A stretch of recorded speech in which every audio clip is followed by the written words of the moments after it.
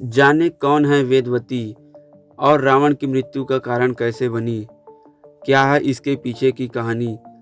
आप सभी तो ये जानते ही होंगे कि महाज्ञानी लंकापति और असुर राज रावण की मृत्यु का कारण माता सीता थी। लेकिन क्या आपको ये पता है कि रावण की मृत्यु का कारण माता सीता ही क्यों बनी? इसके अलावा रावण की मृत्यु के बाद सीता की अग्नि परीक्षा की असली वजह क्या है? नहीं तो आइए आज जानते हैं।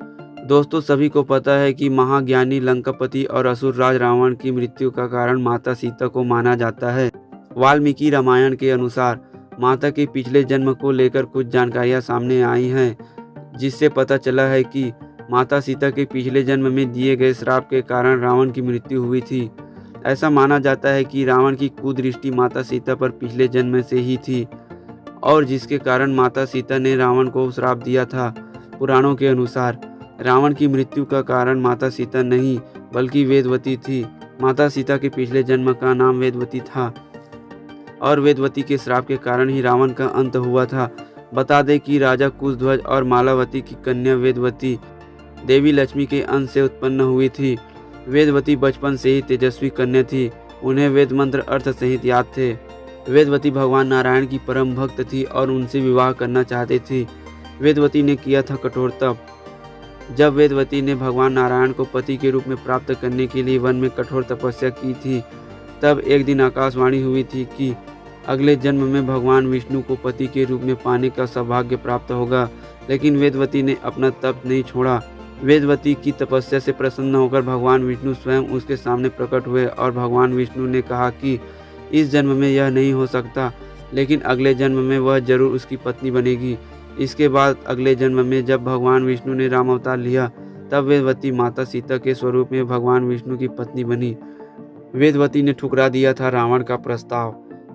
जब भगवान विष्णु की पूजा करने के लिए वेदवती गंधमादन पर्वत गई थी, तब एक दिन असुर राज रावण उस पर्वत से होकर गुजर रहे थे। तभी वेदवती पर उसकी नज़र पड़ी और वहीं रुक गए। रावण ने वेदवती की सुंदरता पर मोहित होकर विवाह का प्रस्ताव रखा, लेकिन वेदवती उसके प्रस्ताव को ठुकरा दिया।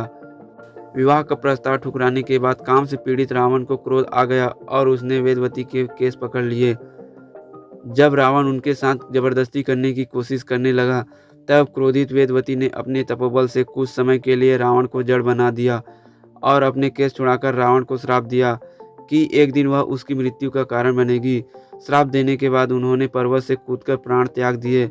इसके बाद अगले जन्म में भगवान विष्णु के वरदान से वेदवती सीता हुई। सीता हरण के कारण रावण भगवान विष्णु के अवतार भगवान राम के हाथों अपने सगे संबंधियों के साथ मारा गया।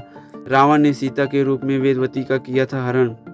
राम अवतार में जब राम, लक्ष्मण और सीता 14 वर्ष के लिए वन में थे, तो इस दौरान राम ने सीता को वेदवती के श्राप की बात बताई। सीता को अग्नि में समर्पित कर दिया। सीता के रूप में वेदवती प्रकट हुई। तब सीता के रूप में रावण ने वेदवती का हरण किया था। जब रावण का वध हो जाता है, तब सीता की अग्नि परीक्षा होती है। इससे वेदवती अग्नि को समर्पित हो जाती है और माता सीता अग्नि से बाहर आती है।